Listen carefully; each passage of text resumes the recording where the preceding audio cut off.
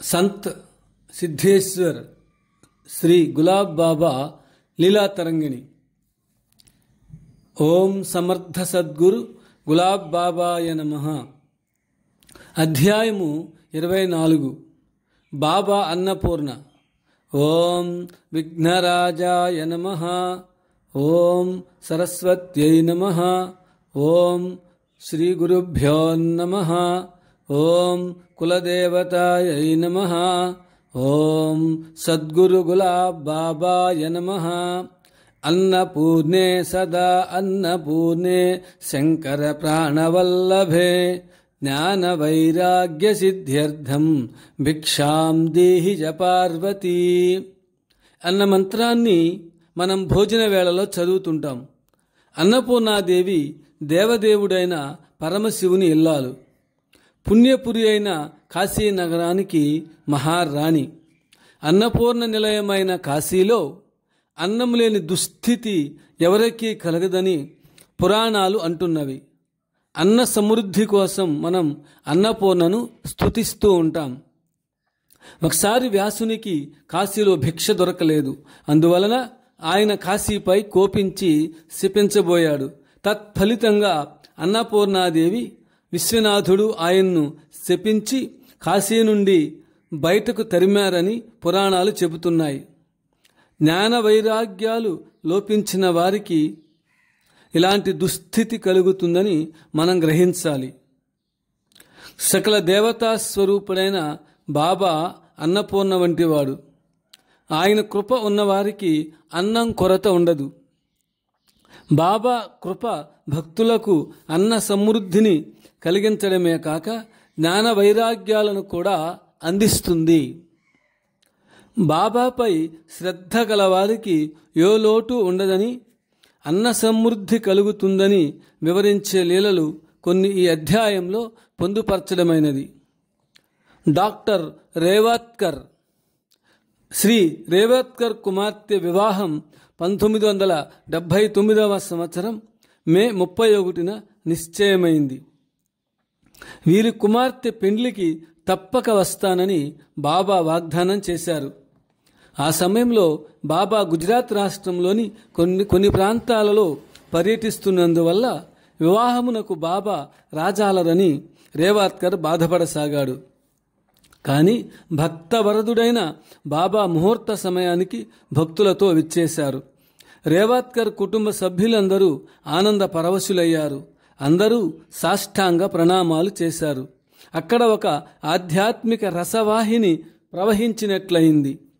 బాబా రాక ఫలితంగా భక్తుల సంఖ్య వేలకు దాటింది. వంటకాలు చూడబోతే 100 మందికి సరిపడేటట్లున్నాయి.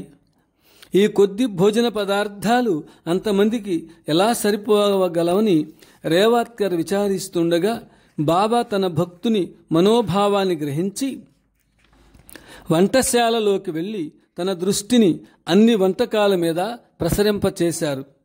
వడ్డన ప్రారంభమైంది. వడ్డించే కొలది వంటకాలు పెరగసాగాయి. వచ్చిన వారందరూ తృప్తిగా భోజనం చేయగలిగారు. ఇటువంటి లీల శ్రీ గురు చరిత్రలో ఉంది. భాస్కర ఇంటికి శ్రీగురుడు తదితర భక్తులు వేలాది సంఖ్యలో భోజనం చేయడానికి వచ్చారు. అతడు వండింది కొద్ది మాత్రమే అయినా ఎందరికి వడ్డించిన పాత్రలో వండినట్లే ఉండిపోయింది. అందరూ తృప్తిగా భుజించారు. డాక్టర్ రేవాత్కర్ నిజమైన గురుభక్తుడు కనుకనే అతడికట్టి అనుగ్రహం లభించిందని బాబా గారి మహిమను భక్తులంతా కొనియాడారు. బాబా అన్నపూర్ణ స్వరూపుడని డాక్టర్ గారి అనుభవం. కోపర్గాం వాస్తవ్యుడు ఎస్కే బెన్కర్. శ్రీ ఎస్కే బెన్కర్ షిరిడీకి దగ్గరలో ఉన్న కోపర్గాం వాస్తవ్యుడు. ఆయన స్కూటర్ల మెకానిక్. కోపర్గావ్ రైల్వే స్టేషన్ ఎదున హీరో హోండా అనే పేరు గల మెకానిక్ షెడ్ ఉంది. ఒకసారి బాబా అతనితో మీ ఇంటికి భోజనానికి 25 లేదా 30 మందితో వస్తామని చెప్పారు. అందుచేత వీరు బాబా వచ్చే నాటికి అంతే మందికి భోజన ఏర్పాట్లు చేశాడు. కానీ బాబా వెంట 300 మంది భక్తులు పైగా వచ్చారు. బెన్కర్ కంగారు పడి తన అశక్తతను వ్యక్తపరిచాడు. బాబా ఏమీ పర్వాలేదని అతనికి ధైర్యం చెప్పి అన్నపూర్ణాదేవిని ప్రార్థించి మంత్రజలం భోజన పదార్థాలపై చల్లారు. అందరికీ భోజనము, చపాతీలు, కూర వడ్డించడం ప్రారంభమైంది. అందరూ భోంచేసిన తర్వాత చూస్తే వారు మొట్టమొదట ఎంతమందికి భోజనం వండారో అంతే మిగిలి ఉంది. గ్రామ ప్రజలందరూ అతనితో ఇలా అన్నారు: పూర్వము పాండవులు కష్టకాలంలో కూడా ఋషులకు అన్నం పెట్టేవారని విన్నాం. అదేవిధంగా గోపాలకృష్ణ గులాబ్ బాబా మా అందరికీ భోజనం పెట్టారని కొనియాడారు. గులాబ్ బాబా కామధేనువు వంటివారు. ఎంతమంది అతిథులు వచ్చినా సరిపడే పదార్థాలను సమకూర్చి సంతోషపరచగలరని సర్వశక్తిమంతుడని శ్రీ బెన్కర్ తలంచాడు. లీటరు పాలకుండను పాలగంగగా ప్రవహించిన చేసిన బాబా కుమారి పుష్పతాయి అనుభవం, తులసి బాగ్, గులాబ్ బాబా దర్బార్, నాగ్పూర్. ఈ విచిత్రమైన సంఘటన 1961-62 సంవత్సరంలో జరిగింది. అప్పట్లో శ్రీ బాబా దర్బారు రాజహంసమాత గారింట్లో ఉండేది. నేను ప్రథమంగా బాబాను 1961-62లో దర్శించాను. అప్పట్లో బాబా వయస్సు 30 సంవత్సరాలు. మా కుటుంబ ఆర్థిక పరిస్థితులు గడ్డుగా ఉండేవి. పైగా మేము గ్రామాంతరం నుండి వచ్చి నాగపూర్లో కొత్తగా కాపురం పెట్టాం. నేను పాల కేంద్రంలో నెలకు 400 రూపాయలకు ఉద్యోగం చేస్తున్నాను.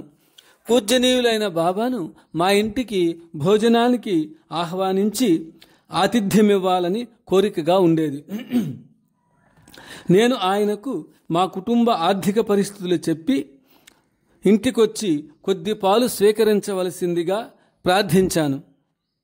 బాబాకు తప్ప భక్తులకు భోజనం పెట్టలేని స్థితిలో ఆనాడు మేము ఉండేవాళ్ళం. ఒక గురువారం నాడు బాబా 40 మంది భక్తులతో ఇచ్చేశారు. నేను 1 లీటర్ పాలను కొని గ్లాసులో పోసి బాబాకు సమర్పించాను. బాబా కొద్ది పాలు త్రాగి మిగతా పాలు భక్తులకు ప్రసాదంగా ఇవ్వమన్నారు. ఈ మాటలు వినగానే లీటర్ పాలు అందరికీ ఎలా సరిపోగలవని గాబరా పడ్డాను. అయినా బాబా గారి మీద ఉన్న దృఢ విశ్వాసంతో ఒక్కొక్క భక్తునికి కప్పులో పాలు పోసి ఇవ్వసాగాను. ఈ విధంగా వెంట వచ్చిన 40 మంది భక్తులు పాలు సేవించారు. తర్వాత చూస్తే మా ఇంటిల్లిపాదికి సరిపడే పాలు ఇంకా మిగిలే ఉన్నాయి. శివకాంత్, శ్రీ శివకాంత్ గారు హింగణి ఘాట్లో న్యాయవాదిగా పనిచేస్తున్నారు. బాబా ఆశీస్సుల ప్రభావంతో న్యాయవాదిగా మంచి పేరు ప్రఖ్యాతులు సంపాదించుకున్నారు. దత్త జయంతి నాడు 15 మంది భక్తులతో భోజనానికి వస్తానని శివకాంత్కు బాబా చెప్పారు. కానీ బాబా వచ్చే నాటికి 200 మంది ఇతర ప్రాంతాల నుంచి బాబా దర్శనానికి వచ్చారు. అప్పటికప్పుడు మరలా వంట చేయాలంటే కష్టమని భావించాడు శివకాంత్. కానీ ఈ విషయాన్ని బాబాకు చెబితే బాగుండదని తలంచాడు. బాబాపై భారం వేసి భోజనం అందరికీ వడ్డించాడు. తృప్తిగా అందరూ భోజనం చేశారు. ఇదంతా బాబా మహిమేనని వీరెప్పుడూ చెప్తుంటారు. శ్రీ ఎం భాటే, చాందా, మహారాష్ట్ర. శ్రీ ఎం భాటే గారు పోలీస్ డిపార్ట్మెంట్లో DYSPగా పనిచేశారు. వీరి ఆహ్వానం మేరకు 1971 సంవత్సరంలో బాబా చాందా వెళ్ళారు. కొద్ది మందికి మాత్రమే భోజనం ఏర్పాట్లు చేశారు. ఆనాడు బాబా వెంట 200 మందికి పైగా భక్తులున్నారు. భాటే గారు అంతమందిని చూచి వీళ్ళందరికీ భోజనం ఎలా పెట్టాలా అని గాభరా పడసాగారు. ఈ విషయాన్ని బాబాకు చెప్పడానికి సిగ్గుపడ్డాడు. బాబా అంతర్యామి కనుకనే భక్తుని బాధను అర్థం చేసుకుని వండిన భోజన పదార్థాలపై నీళ్లు చల్లారు. భోజనాలు వడ్డిస్తుంటే రెట్టింపు కాసాగాయి. 200 మంది భక్తులు భోజనం చేయడమే కాక మిగిలిన భోజనం వంటకాలు ఎంతోమంది బీదవారికి కూడా పెట్టడం జరిగింది. ఈ విధంగా తనను నమ్మిన భక్తులను 10 మందిలో నవ్వుల పాలు కాకుండా ఉండేందుకు బాబా ఎంతటి పనైనా చేస్తారు. బాబా కృప వల్ల భాటే గారికి ఎస్పీ ప్రమోషన్ ప్రభుత్వం ఇచ్చింది. భార్యాభర్తలు బాబా సేవయే పరమలక్ష్యంగా పెట్టుకుని జీవిస్తున్న ఆదర్శ దంపతులు. కెఎన్ పాటిల్, సుల్తాన్పూర్, ఖాట్కేడ్. పాటిల్ గారు మధ్యతరగతి రైతు. ప్రతి సంవత్సరము అతని పొలంలో 66 బస్తాల ధాన్యం పండుతుండేది. ధాన్యంలో కొంత కూలీలకు పంచి సంవత్సరమంతా తన కుటుంబానికి సరిపోగా ఇంకా కొంత మిగులుతుండేది. కానీ 1977వ సంవత్సరంలో 21 బస్తాల ధాన్యం మాత్రమే పండింది. ఆ ధాన్యం తన కుటుంబానికి కూలీలకు సరిపోదని దిగులు చెందాడు పాటిల్. ఏం చేయాలా అని పదే పదే ఆలోచించాడు.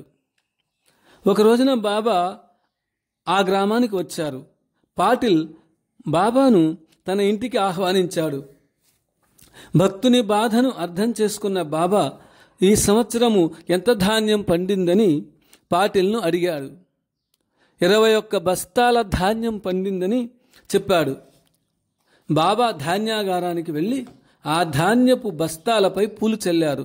ఆ తర్వాత కొంత ధాన్యాన్ని కూలీలకు పంచినా సంవత్సరం పొడవునా తన కుటుంబానికి వాడుకున్న తరగకపోగా ఇంకా పెరుగుతూనే ఉంది.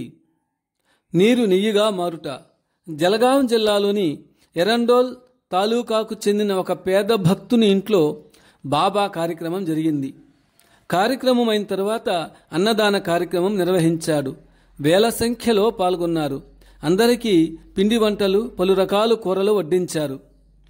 నెయ్యి వడ్డన చేయలేదని అందరూ గుసగుసలుగా చెప్పుకోవడం ప్రారంభించారు. ఈ విషయం బాబా చెవిన పడింది. ఒక భక్తుని పిలిచి ఎదురుగా ఉన్న గంగాళంలో ఏమున్నదో చూచి చెప్పమన్నారు. ఆ భక్తుడు చూచి గంగాళంలో నీరున్నదని బాబాతో చెప్పాడు. మరలా వెళ్ళి అతన్ని చూడమని చెప్పారు బాబా. ఈసారి వెళ్ళి చూచేసరికి గంగాళంలో ఉన్న నీరంతా నెయ్యిగా మారింది. ఈ విషయం తెలియగానే అందరికీ మహా ఆశ్చర్యం వేసింది. అది అందరికీ వడ్డించారు. అటువంటి రుచికరమైన నెయ్యిని తాము ఎప్పుడూ ఆస్వాదించలేదని చెప్పి బాబా లీలలను కొనియాడారు. మిగిలి ఉన్న నెయ్యిని చిన్నపాటి సీసాల్లో పోసుకొని భక్తులు తమ ఇళ్లకు తీసుకువెళ్లారు. ఇప్పటికీ ఆ నెయ్యిని బాబా ప్రసాదంగా తమ తమ ఇండ్లలో భక్తులు భద్రపరుచుకున్నారు. 10 మందిలో తన భక్తుని గౌరవ మర్యాదలకు ఎలాంటి లోటు లేకుండా చూసుకుంటారని ఈ సంఘటన మనకు రుజువు పరుస్తున్నది. సంత్ శ్రీ గులాబ్ బాబా దర్బార్, తులసీబాగ్, నాగ్పూర్. కుమారి పుష్పాతాయి స్వగృహంలో గల 2వ అంతస్తులో సిద్ధేశ్వర్ సంత్ గులాబ్ బాబా దర్బారు 1984వ సంవత్సరంలో స్థాపించబడింది. పుష్పాతాయి కుటుంబ సభ్యులంతా బాబా సేవకు అంకితమయ్యారు. కుటుంబానికి నెలకు సరిపడే బియ్యము, గోధుమ పిండి తదితర వెత్సములు ఒకేసారి కొనుక్కుని తెచ్చి పెట్టుకుంటారు. నెల మధ్యలో కానీ చివరిలో కానీ ఏ వస్తువులు కొనుగోలు చేసేందుకు మార్కెట్కు వెళ్లరు. ప్రతి నెలలో దర్బారుకు 2 పర్యాయములు బాబా వచ్చి వెళుతుంటారు. బాబా దర్శనానికి వచ్చిపోయే భక్తులు 3 విధాలుగా ఉంటారు. బాబా వెంట వచ్చే భక్తులు, మహారాష్ట్రంలోని స్థానిక ప్రాంతాల నుండి వచ్చే భక్తులు, భారతదేశంలోని పలు రాష్ట్రాల నుండి వచ్చే భక్తులు. నెల మొత్తం మీద వందలాది భక్తులు నిత్యము బాబా ఉన్నారనే ఉద్దేశంతో వస్తుంటారు. వారికి కలిగిన దాంట్లోనే అందరికీ టిఫిన్లు, కాఫీలు, టీలు, 2 పూటల భోజనము, ఉండడానికి వసతి సదుపాయాలు కల్పిస్తుంటారు. వీరి సేవలకు బాబా ప్రసన్నుడై ఒకసారి పుష్పాతాయితో ఇలా అన్నారు: నేను ఇచ్చట ఉన్నా లేకపోయినా ఎంతోమంది నా దర్శనార్థము వస్తూ పోతుంటారు. అహర్నిశలు మీ కుటుంబ సభ్యులంతా మానసికముగా శారీరకముగా కష్టము చేయడమేగాక ఎంతో డబ్బు వ్యయము చేసుకుంటూ ఉంటారు. కాన భక్తులిచ్చే దక్షిణలో కొంతైనా తీసుకొని మీ పైన అదనపు భారము పడకుండా చూసుకోండి. ఈ మాటలు విన్న పుష్పాతాయి కన్నీరు పెడుతూ బాబాతో ఇలా అన్నారు: తినటానికి తిండి, కట్టుకోవడానికి బట్టలు, ఉండడానికి భవనము మీ అనుగ్రహం వల్లనే కలిగాయి. అందువల్ల మీ వద్ద మేము కోరేది ఏమీ ఉండదు. ఏదైనా అవసరమైతే మేమే అడుగుతాం. మీ వద్దకు వచ్చే భక్తులకు సేవ చేసే భాగ్యం కలిగించండి అని కోరారు. శ్రీకృష్ణ భగవానుడు ద్రౌపదికి అక్షయ పాత్ర ఇచ్చారు. అది ఎంతమందికైనా భోజనం సమకూరుస్తుంది.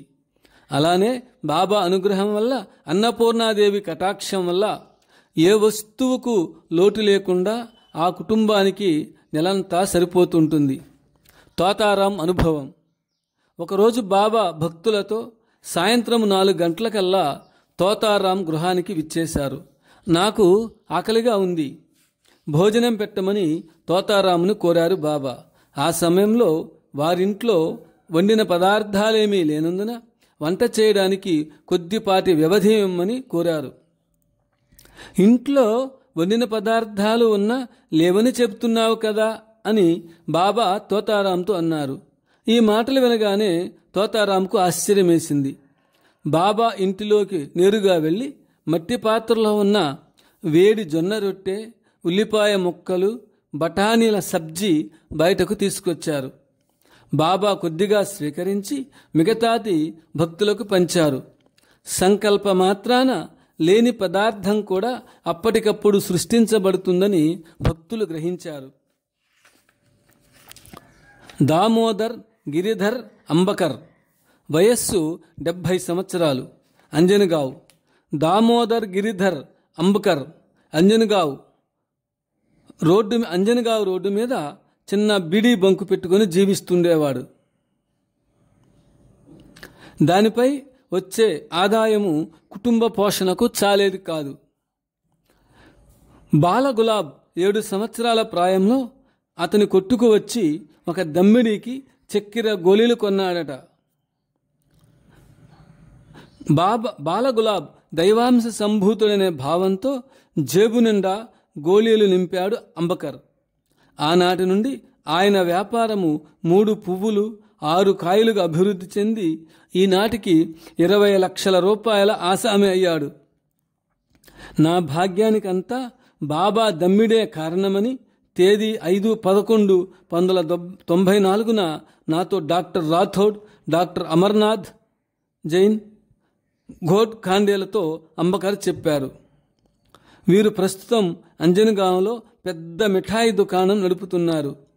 పిడికెడు అటుకులు పెట్టిన కుచేలునికి శ్రీకృష్ణ భగవానుడు అష్టైశ్వర్యాలు ప్రసాదించిన రీతిగా పిడికెడు గోళీలు బాల గులాబ్ జేబులో నింపినందులకు బాబా అతనికి తరగని సిరి సంపదలు ప్రసాదించారు. గోపాల గోపాల దేవకి నందన గోపాల, గులాబు బాబా గోపాల. అధ్యాయము 25. పంచరుణాలు. భగవంతుని అనుగ్రహం వల్ల మానవ జన్మ లభ్యమవుతుంది. అంతేకాదు, చాలామంది దేవతలు తమ శక్తుల్ని మన శరీరంలోని వివిధ ఇంద్రియాలకు ప్రసాదించి మనల్ని శక్తి సంపన్నులను చేశారు. చంద్రశక్తి మనస్సును నడిపిస్తుంటే సూర్యభగవానుడు నేత్రాలకు శక్తిని అనుగ్రహించాడు. చేతులకు ఇంద్రుడు అధిదేవత కాగా వాక్కునకు అగ్ని అధిదేవత అయ్యాడు. పాదాలలో విష్ణువు, సహస్రారంలో సద్గురు పరమాత్మ విరాజమానులై ఉన్నారు. ఇలా చాలామంది దేవతల శక్తుల్ని మనం పొంది మన జీవితాల్ని కొనసాగిస్తున్నాం. మనకు మహోపకారం చేసి మనుగడను సౌఖ్యవంతం చేసిన దేవతల రుణం తీర్చుకోవడం మన విధి. దేవరుణం ఎలా తీర్చుకుందాం అనే విషయాన్ని తెలుసుకుందాం. ప్రతి మనిషికి గత జన్మల సంస్కారాల ప్రభావం వల్ల ఒకానొక దేవతపై మిక్కిలి ప్రేమాదరణలు సహజంగా పుడుతుంటాయి. ఆ దేవతనే ఇష్టదేవత అంటాము. సనాతన ధర్మాన్ని అవలంబించే మనకు అనేక మంది దేవతలు ఉన్నారు. కానీ వారిలో ఒకానొక దేవతపై మనకు భక్తి కలిగి ఇష్టదేవతను విశిష్టంగా సేవిస్తుంటాం. అనేక దేవతామూర్తుల్ని చూపి వీరిలో నీకెవరు ఇష్టం అని అడిగితే ఒక ఆయన ఆంజనేయ స్వామి పటం చూపెడతాడు. అంటే ఆయన ఇష్టదేవత ఆంజనేయ స్వామి. మిగతా దేవతలంటే గౌరవం లేదని కాదు, ఆయనకు పవనాత్మజుడంటే విశేషమైన గౌరవం ఉన్నదని మనం గ్రహించాలి. ప్రతి మనిషి తన ఇష్టదైవాన్ని అనుదినం అర్చించడం ద్వారా, ఇష్టదేవత నామాన్ని జపించడం ద్వారా దైవ రుణాన్ని తీర్చుకోవాలని శాస్త్రాలు చెబుతున్నాయి. కొందరికి ఇష్టదేవతారాధన పూర్తి కాగానే ఆ దేవతయే ప్రత్యక్షమై ఫలానా సద్గురువును ఆరాధించమని ఆదేశిస్తూ ఉంటుంది. రామకృష్ణ పరమహంస కాళికామాతను పూజించి సగుణ సాకార సిద్ధి పొందిన తర్వాత నిర్గుణ తత్వాన్ని అనుభవపూర్వకంగా తెలుసుకోవడానికి తోతాపురి అనే సద్గురువును ఆశ్రయించమని రామకృష్ణ పరమహంసను కాళికాదేవి ఆదేశించింది. ఋషి రుణం.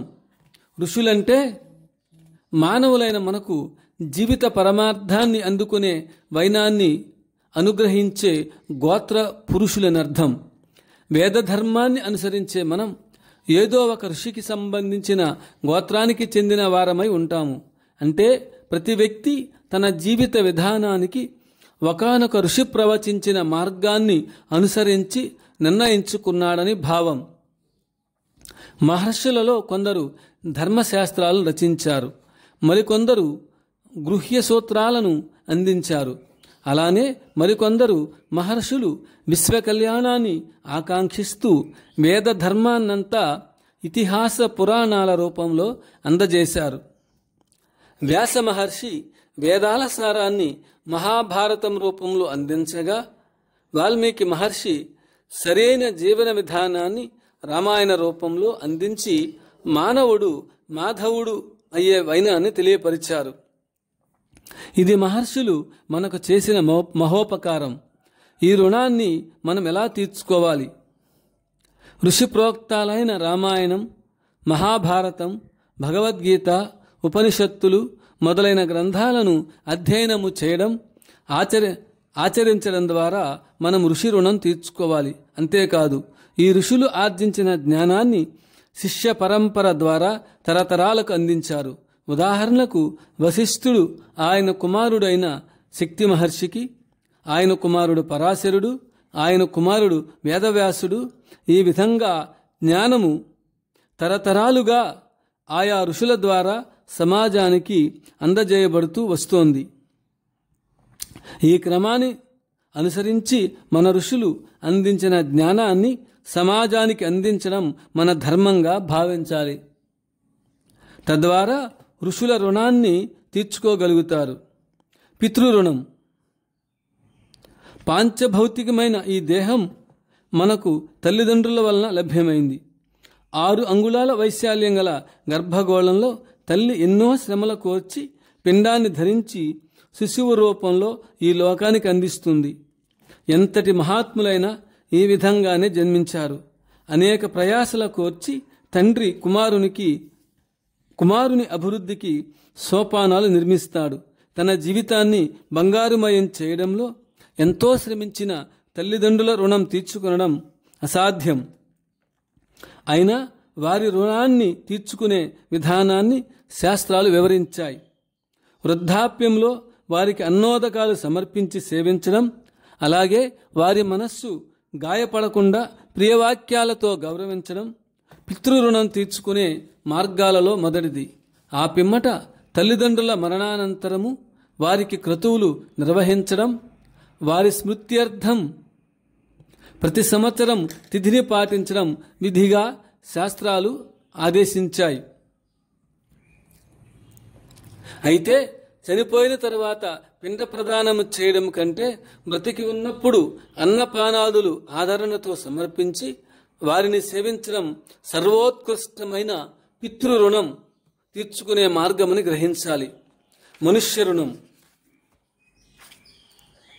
మానవ జీవితము శుభప్రదం కావడానికి సమాజంలోని వివిధ వ్యక్తుల సేవలు, సహకారము అవసరమవుతాయి. ఉదాహరణకు మంగలి గడ్డం గీయగా, చాకలి మన శరీరంలోని మురికితో తడిచిన బట్టలను ఉతికి సేవ చేస్తాడు. పాదరక్షలు అందించిన చర్మకారుడు, మనం ధరించే వస్త్రాలను అందించిన నేత పనివాడు తమ సేవలతో మానవ జీవితాన్ని సుఖమయం చేసినట్లే లెక్క. విద్యాబోధన చేసిన ఉపాధ్యాయుడు, అక్షరం బోధించి జ్ఞానప్రదాత అయిన శ్రీ సద్గురుదేవుడు, వీరంతా మన జీవిత కళ్యాణానికి తమ సేవలను అందించిన వారే. కనుక వీరందరికీ మనము రుణపడి ఉన్నాము. వీరి రుణం ఎలా తీర్చుకోవాలన్న ప్రశ్న రాగా, వీరందరి ప్రతినిధిగా భావించి భిక్షగాడి జోలిలో పిడికిడి మెతుకులు గాని కాసిన నూకలు వేయడం ద్వారా మనుష్య రుణం తీర్చుకోవచ్చు అని శాస్త్రాలు చెప్పాయి. అతిథి అభ్యాగతుల సేవ మనుష్య రుణం తీర్చుకునే మహోత్కృష్టమైన మార్గం. అలానే సమాజ కళ్యాణానికి అనాథలకు ఆశ్రయం చేకూర్చడం, అవకాశాలు లేని వారి కోసము ఉచిత విద్యాలయాలు స్థాపించడం, అన్నదాన కేంద్రాలు, చలివేంద్రాలు, గ్రంథాలయాలు మొదలైన కేంద్రాలు స్థాపించడం ద్వారా సమాజ సేవా రూపంలో మనుష్య రుణాన్ని తీర్చుకోగలం. ఇందువలన ఉన్న చోటు నుండి లేని చోటుకు పంపిణీ అయి ఆర్థిక సమానత్వం ఏర్పడడానికి అవకాశం కలుగుతుంది. లేనివాడు రెచ్చిపోయి విద్రోహిగా మారి అశాంతిని సృష్టించకుండా సమాజ కళ్యాణానికి దోహదం చేసిన వారమవుతున్నాం.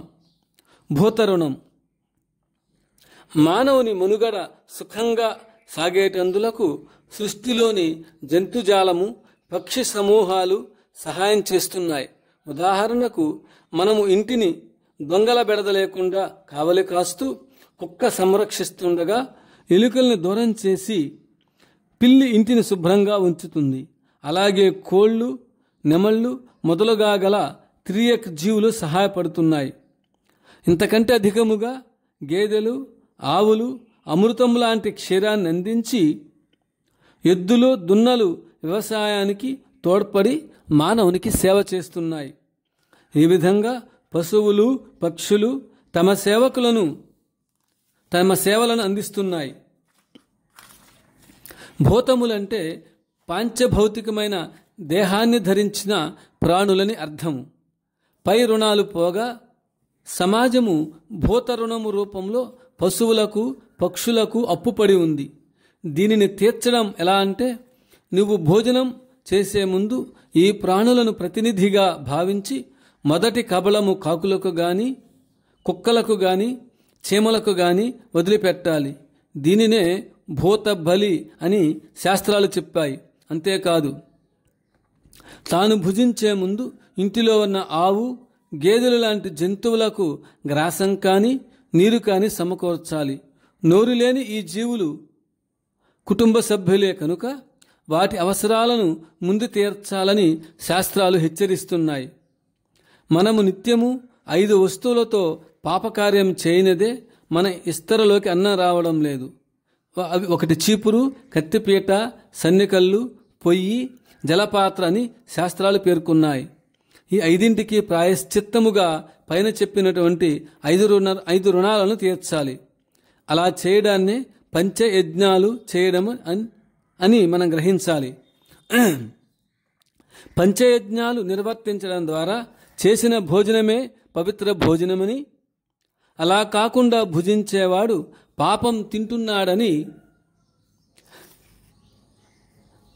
భోజనం చేసినట్లు కాదని భగవద్గీత హెచ్చరించింది. సర్వ సృష్టి జాలమంతా భగవంతుని సంతానమని, అందులో మనం ఒకరమనే విశాల దృక్పథం కలిగి ఉండాలి. ప్రతి జీవిలోనూ భగవంతుడు ఆత్మరూపి అయి అలరారుచుంటాడని శాస్త్రవాక్యాలను నిత్యము గుర్తుంచుకోవాలి. అటువంటి బోద్ధకోటి పట్ల ప్రేమ, సహనము, సానుభూతి చూపడంలోనే నిజమైన ఆధ్యాత్మికత ఉంటుంది. అటువంటి వారికే భగవత్ సాక్షాత్కారం కలుగుతుంది. సర్వభూతేషు కారుణ్యం ప్రియభాషణమేవచ సర్వభూతహితే శ్రద్ధ సాక్షాత్ భక్తి శివస్సతః. సర్వభూతములందు కారుణ్యము, ప్రేమ, శ్రద్ధలు కలిగి అన్ని జీవరాశుల యందు ఈశ్వరుణ్ణి చూచుట పరమభక్తి. అట్లు చూపెడి వారికి దైవభక్తి కూడా ఉండ పనిలేదు. ఒకనాడు ఒకడు దున్నపోతును కొట్టాడు. అతడు కొట్టిన కొరడా దెబ్బలు జ్ఞానేశ్వర మహారాజు వెన్ను మీద కనిపించాయి. అందుచేత మనము ఏ జీవిని బాధ పెట్టకుండా వాటిని ఆదరించడం మన కర్తవ్యం. ధనం 2 రకాలు. మొదటిది స్థూలధనం, రెండవది సూక్ష్మధనం. ఈ లోకంలో జీవించడానికి స్థూలధనము, పరలోకంలో జీవించడానికి సూక్ష్మధనము అవసరం. స్థూలధనం అంటే మనము ఆర్జించే ధన కనక వస్తు వాహనాదులు. అవి మనకు గాని మన వారసులకు గాని స్థిరంగా నిలిచే శాశ్వత కాల సంపదలు కావు. ఇవి అస్థిర సంపదలు, కాలానుగుణంగా వస్తూ పోతూ ఉంటాయి. స్థూలధనాన్ని సూక్ష్మధనం కింద మార్చుకోవడానికి మనం ప్రయత్నం చేయాలి. ధనం ఖర్చు పెట్టేటప్పుడు ఫలాపేక్షరహితంగా పుణ్యకార్యాలకు ఖర్చు పెట్టాలి.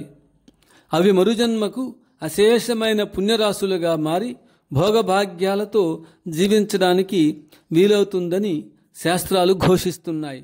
ఒక వ్యక్తి భోగభాగ్యాలతో జీవిస్తున్నాడంటే అతని సూక్ష్మధనం కింద పెద్ద ఖాతా ఉందని మనం అర్థం చేసుకోవాలి.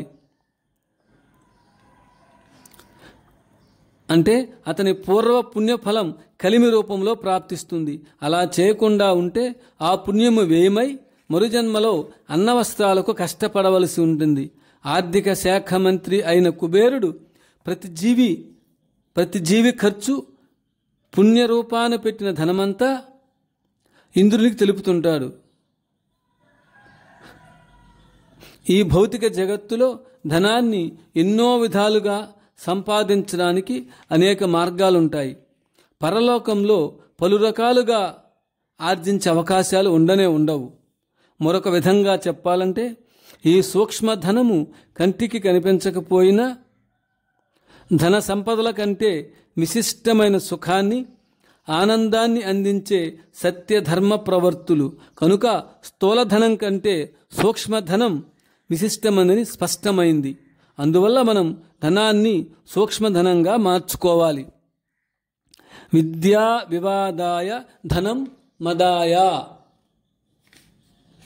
దుర్మార్గులు తమ విద్యను వాద వివాదాలకు వినియోగించి వృధా చేసుకుంటారు. తమ ధనాన్ని అహంకార సాధనంగా మార్చుకొని హతమవుతుంటారు. కానీ సత్పురుషులు విద్యను ఇతరులకు జ్ఞానాన్ని అందించడంలోనూ ధనాన్ని దానం చేయుటలోనూ ఉపయోగించుకొని సార్థక జీవులవుతుంటారు. దానాలు 3 రకాలు: వస్తుదానము, విద్యాదానము, జ్ఞానదానము. వస్తుదానము ఇది కూడు, గుడ్డ, డబ్బు వంటి భౌతిక వస్తువులను అవి లేని వారికి అందించి వారికి హితం చేయడంలోనూ తద్వారా సమాజ కళ్యాణానికి తోడ్పడడంలోనూ ఉపకరిస్తుంది. మనస్సు ఉండాలే కానీ ఈ దానము తమ పరిధిలో ఎవరైనా చేయవచ్చు. విద్యాదానం వ్యక్తి వికాసానికి, సమాజ కళ్యాణానికి ఉపయోగపడే నూతన భావాలను అందించడం ఈ దానం కింద వస్తుంది. ఇది అందరూ చేయలేరు. సమాజాన్ని పరమేశ్వర రూపంగా తలిచేవారు, నిష్కామ కర్మాచరణ శీలురైన మహానుభావులు ఈ పని చేయగలరు. వారిని అనుసరించిన వ్యక్తి గాని సమాజం గాని శ్రేయో మార్గంలో పయనించి శాంతిని అందుకోగలరు. జ్ఞానదానం ఇది ఆత్మసాక్షాత్కారం పొందిన సద్గురువులు మాత్రమే చేయగలరు. వీరు దృష్టిపాతం చేత, అమృతమైన తమ హస్తస్పర్శ చేత, చైతన్య విలసితమైన ప్రబోధం చేత ఎదుటివారి మనస్సులోని మాలిన్యాన్ని సులువుగా తొలగించగలరు. ఈ పని అందరూ చేయలేకపోయినా మొదటి 2 దానాలు చేయడానికి తగిన అర్హత సంపాదించుకోవడానికి కృషి చేయడం అవసరం. యోగులకు, ఋషులకు నిష్కామంగా దానం చేస్తే 1,000,000 రెట్లు ఫలితాలిస్తాయి. యజ్ఞ దానాదులు మన బుద్ధిని పవిత్రం చేస్తాయి. గ్రీకు తత్వవేత్త అయిన అరిస్టాటిల్ ఇలా అంటారు: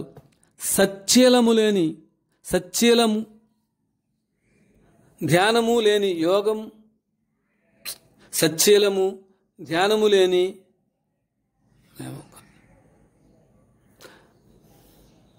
సచ్చీలము ధ్యానము కరెక్ట్ లేదు. ధనాన్ని కేవలము భోగభాగ్యాలు అనుభవించడానికి ఖర్చు పెట్టేటట్లయితే అది అట్టివారి పట్ల విషతుల్యమవుతుంది.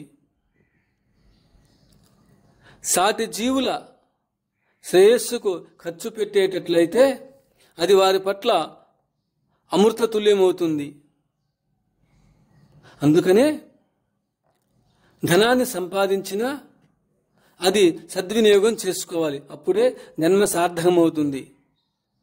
సచ్చీలము ధ్యానము లేని యోగము దానము నిరర్థకము. దక్షిణ దక్షిణ అనే పదంలో 3 అక్షరాలున్నాయి. ద అంటే మోక్ష సిద్ధిని కలుగ చేస్తుంది. క్షి సకల రోగాలను క్షీణింపచేస్తుంది. నా అంటే శ్రీని అంటే సంపదను కలుగ చేస్తుంది. రక్తహస్తేన నోపేయాత్ రాజానాం దైవతం గురుం. భగవంతుణ్ణి, రాజుని, యోగిని, గురుణ్ణి దర్శించడానికి వెళ్ళేటప్పుడు రిక్తహస్తాలతో పోరాదని శాస్త్రాలు చెబుతున్నాయి. అందువలన వారిని దర్శించేటప్పుడు ఏదో ఒక వస్తువును కానుకగా సమర్పిస్తుంటాం. అది విలువైన వస్తువే అయి ఉండవలెనని అది విలువైన వస్తువే అయి ఉండవలెనని లేదని గీత చెబుతున్నది. అది విలువైన వస్తువే అవ్వాలని లేదని భగవద్గీత చెబుతోంది. పత్రం పుష్పం ఫలం తోయం.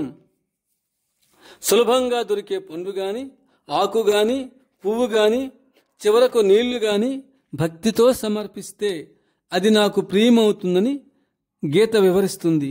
దీని అర్థము విలువ వస్తువులలో లేదు కానీ భక్తిలో ఉంది. స్థూల వస్తువులను దక్షిణగా ఇవ్వడం కంటే సూక్ష్మ వస్తువులైన భక్తి, శ్రద్ధల వంటి వాటిని పరమాత్మకు సమర్పించడం ఆయన ప్రేమను పొందడానికి సరైన మార్గమని గ్రహించాలి. సకల శాస్త్రాలు పరిశీలించిన తరువాత ఆత్మార్పణ కంటే దక్షిణగా సమర్పించగలిగిన విలువైన వస్తువు మరొకటి ఏదీ లేదని స్పష్టమవుతుంది. ఈ విషయాన్ని గీతలో భగవానుడు సర్వధర్మాన్ పరిత్యజ్య మామేకం శరణం వ్రజ అని చివరి మాటగా చెప్పాడు. కనుక శరణాగతిని మించిన ఉత్కృష్టమైన దక్షిణ మరొకటి లేదని మనం గ్రహించాలి. ఇంకొక విశేషం ఏమంటే ఆధ్యాత్మిక జ్ఞానాన్ని బోధించే ఆచార్యులకు గాని, సద్గురువులకు గాని ఈ సమస్త భూమినంతా దానంగా సమర్పించినా వారి రుణం తీర్చుకోలేమని శాస్త్రాలు చెబుతున్నాయి. మహాత్ములకు దక్షిణవిచ్చే విషయంలో కొందరు అపోహలు కలిగి ఉంటారు. మనం వారికి భక్తి శ్రద్ధలతో సమర్పించే దక్షిణలతో వారు భోగభాగ్యాలను అనుభవించే ప్రసక్తి గాని, దాచుకొని వారసులకు సంక్రమింపచేసే పద్ధతి గాని ఇసుమంతైనా కానరాదు. మహాత్ములు మన వద్ద దక్షిణ ఎందుకు స్వీకరిస్తారు? మహాత్ములు మన వద్ద దక్షిణ స్వీకరించి మనల్ని కర్మదోషాల నుండి విముక్తులుగా చేస్తుంటారు. కర్మదోషాలను నివారించగలిగిన వారికే దానం చేయడం మనకెంతో మేలు కలుగుతుంది. భక్తులనేకులు కష్ట సమయాలలో తమ ఇష్టదేవతలకు ముక్కులు మొక్కుతుంటారు. కష్టాలు తీరాక కొందరు తమ ముక్కుబడులను భక్తి శ్రద్ధలతో కృతజ్ఞతాభావంతో చెల్లించుకుంటారు. మరికొందరు వాయిదాలు వేసుకుంటూ మరుజన్మకు రుణగ్రస్తులవుతుంటారు.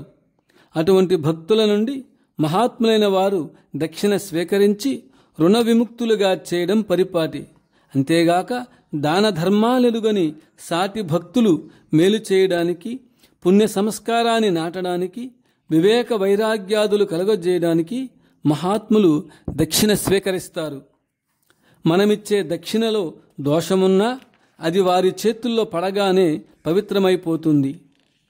దాన ధర్మాలు ఎరుగని ఒక మార్వాడి తనకు బ్రహ్మజ్ఞానము కలుగజేయమని శ్రీ సాయిని కోరాడే గాని వారికి 5 రూపాయలు ఇవ్వడానికి అతని మనస్సు అంగీకరించలేదు. నీ దగ్గర 500 రూపాయలున్నా ఈ పేద ఫకీరుకు 5 రూపాయలు దక్షిణ ఇవ్వలేని వాడికి బ్రహ్మజ్ఞానము ఎలా కలుగుతుందని బాబా మార్వాడితో అన్నారు. సద్గురువుకు దక్షిణ ఇచ్చి ఉంటే జన్మ జన్మాలకు పుణ్యధనాన్ని సమకూర్చుకొని ఉండేవాడు. మార్వాడి ఈ అమూల్యమైన సదవకాశాన్ని పోగొట్టుకుని దుఃఖంతో ఇంటికి తిరుగుముఖం పట్టాడు. సద్గురు గులాబ్ బాబా జీవిత చరిత్రలో ఇలాంటి సంఘటనలు చాలా ఉన్నాయి. కొన్ని చెప్పుకుందాం. ఒకరోజు దాన ధర్మాలు చేయని కోటీశ్వరుడొకడు శ్రీ గులాబ్ బాబా దర్శనానికి వచ్చాడు. బాబా అతనికి మేలు చేయడానికి, అతని పాపాలకు ప్రక్షాళన చేయడానికి 4 లక్షల రూపాయలు కాటేలు ఆశ్రమానికి దక్షిణగా ఇవ్వమని కోరాడు. కానీ అతను అంగీకరించలేదు. బాబా అతన్ని ఇవ్వమని నిర్బంధించలేదు. కొన్నాళ్లకు ఇన్కమ్ ట్యాక్స్ డిపార్ట్మెంట్ వారు అతని బంగ్లా మీద దాడి సలిపి 20 కోట్ల రూపాయల ఆస్తిని కైవసం చేసుకున్నారు. కనువిప్పి కలిగిన ఆ కోటీశ్వరుడు చింతాక్రాంతుడై బాబా దక్షిణ అడిగిన అంతరార్థం గ్రహించి 4 లక్షల రూపాయలు తీసుకోమని బాబాను ప్రాధేయపడ్డాడు. బాబా అక్కరలేదని వారించి అతన్ని పంపివేశాడు.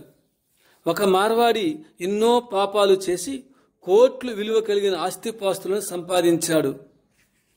అతను చేసిన పాపాలు పండే రోజు రానే వచ్చింది. ఒక హత్య కేసులో నిందితుడిగా శిక్షింపబడ్డాడు. అటువంటి ఉపద్రవాన్ని నుండి రక్షించమని కోరడానికి 2 లక్షల రూపాయలు సూట్ కేసులో పెట్టుకొని బాబా దర్శనానికి వచ్చాడు.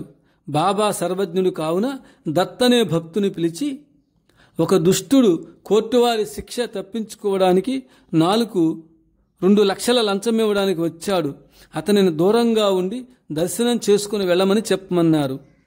ఆ కోటీశ్వరుడు ఏడుపు ముఖంతో ఇంటి దారి పట్టాడు. మహాత్ములు ఎప్పుడూ ధర్మాన్ని న్యాయాన్ని కాపాడుతారే కానీ వాటిని ఉల్లంఘించరు. ఒంగోలు వాస్తవ్యులు శ్రీ పుత్తూరి గోపాలరావు, శ్రీ పుత్తూరి వీరాస్వామి గారు 1991 సంవత్సరంలో గోకులాష్టమి పండుగకు శ్రీ బాబాను దర్శించడానికి కాటేలు వచ్చారు. ఒక భక్తుడు బాబాకు దక్షిణగా కొంత డబ్బు ఇస్తుండగా బాబా దాన్ని విసిరి కొట్టారు. అలా ఎందుకు చేశారో నాకు, శ్రీ గోపాలరావు, శ్రీ వీరాస్వామి గారులకు కొంతసేపు వరకు అర్థం కాలేదు. అది పాపపు సొమ్ము కాబట్టి విసిరి కొట్టినట్లు మేము దీర్ఘంగా ఆలోచించిన పిమ్మట అర్థమైంది. గోపాల గోపాల దేవకీ నందన గోపాల, గులాబు బాబా గోపాల, గోపాల గోపాల దేవకీ నందన గోపాల, గులాబు బాబా గోపాల.